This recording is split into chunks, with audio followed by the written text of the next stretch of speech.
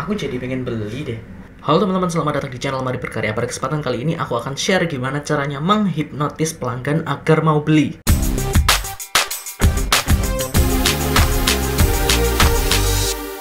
Oke, menghipnotis bukan berarti seperti yang aku lakukan tadi ya di awal.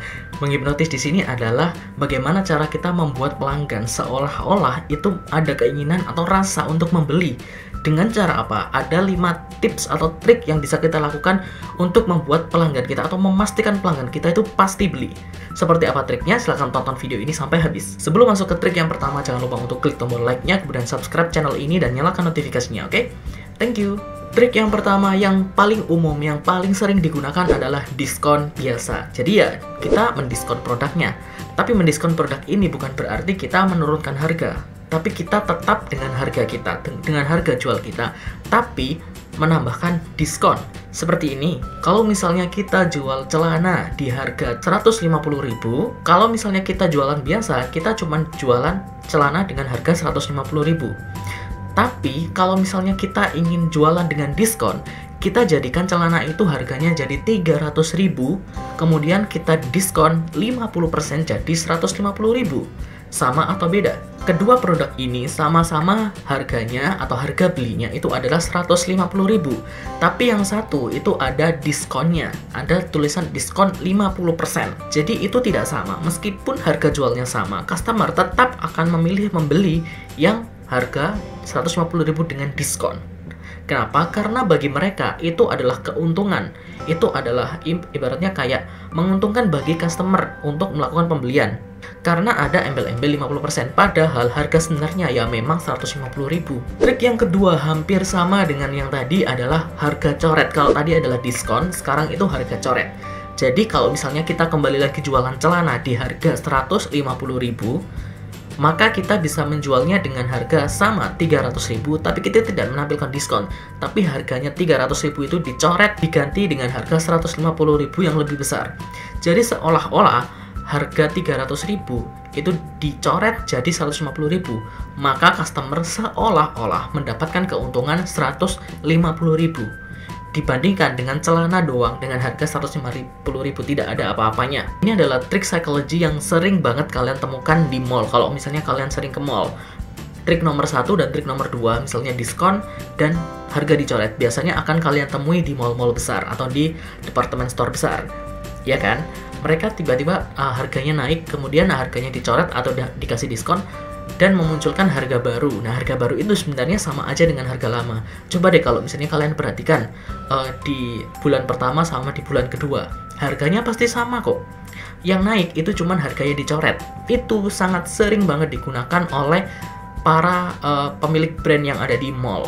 Nah, kalian sebagai seller biasa, kalian juga bisa menggunakan trik tersebut. Kemudian yang nomor 3 adalah free item. Free item ini paling banyak digunakan oleh para penjual online, terutama yang jualan di marketplace. Biasanya foto tampilan di marketplace atau foto produknya itu ada embel-embel free item. Coba kalian perhatikan contoh berikut ini. Misalnya kalian jualan baju dan topi. Baju itu kalian beri harga 100.000, kemudian topi itu kalian beri harga 50.000 katakanlah. Jadi totalnya itu adalah 150.000. Oke. Kalau misalnya kalian jual normal, baju 100.000, topi 50.000, yaitu jualan biasa.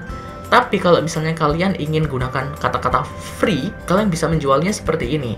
Jadi baju harganya adalah 150.000 free topi.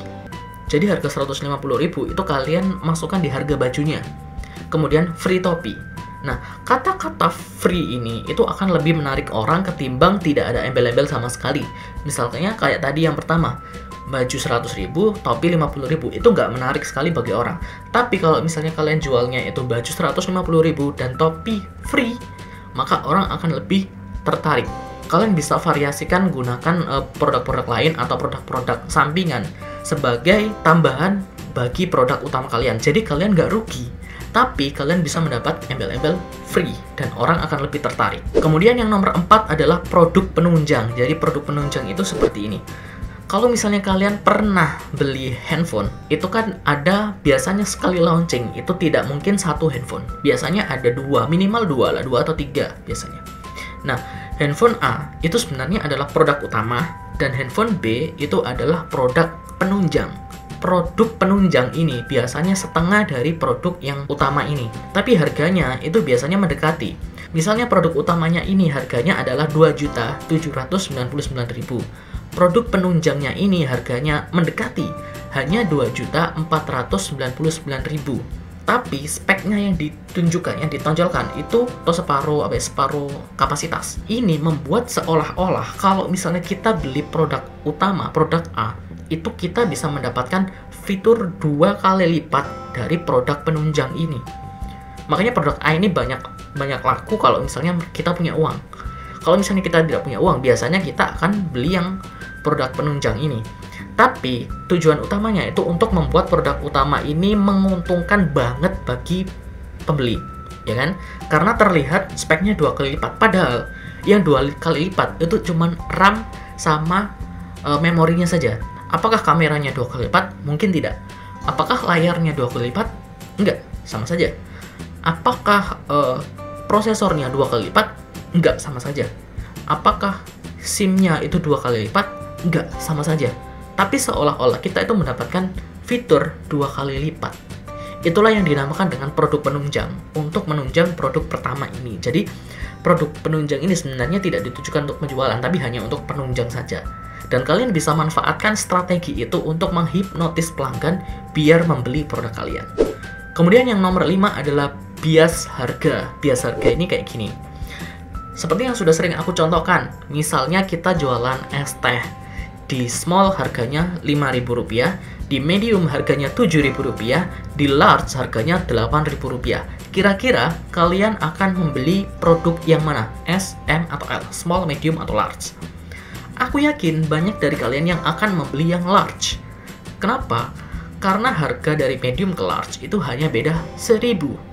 Oke, dari 7.000 ke 8.000. Hanya beda 1.000. Makanya large ini sangat menguntungkan banget. Dan seolah-olah large ini 2 kali lipat dari small.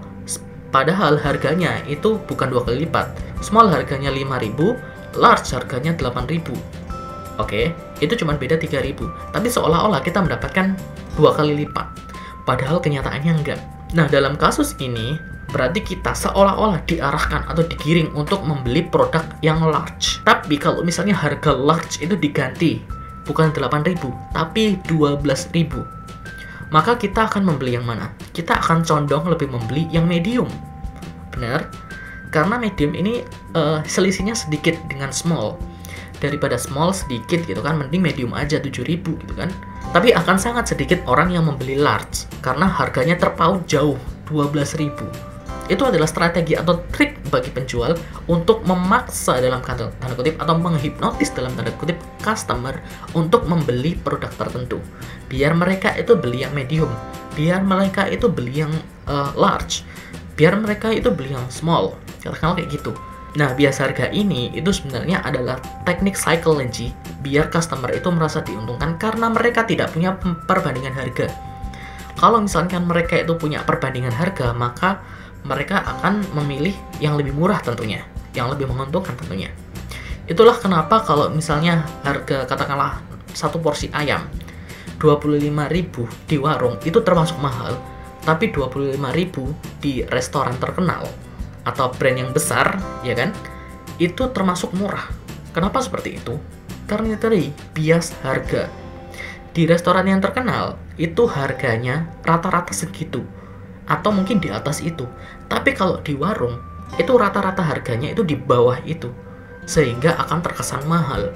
Oke, itu tadi adalah 5 tips atau trik gimana caranya kita menghipnotis customer atau calon customer kita untuk membeli produk kita, untuk memastikan mereka, biar mereka pasti beli produk kita. Nah, kalian bisa gunakan teknik ini di produk kalian juga, baik itu kalian jualnya secara online maupun offline. Kalian tinggal memodifikasinya saja sesuai dengan produk kalian. Oke, semoga informasi yang aku share tadi bisa bermanfaat bagi kalian dan bisa meningkatkan penjualan kalian dan bisa membuat bisnis kalian itu menjadi bisnis yang sukses dan bermanfaat bagi kalian, bagi orang-orang di sekitar kalian, dan bagi semua orang yang ada di dunia. Karena kami percaya bahwa orang Indonesia memiliki kreativitas untuk membuat karya yang berkualitas. Tetap belajar, terus berkarya, dan selalu bersinergi. Mari berkarya, ini karya kita. Subscribe ya. Thank you.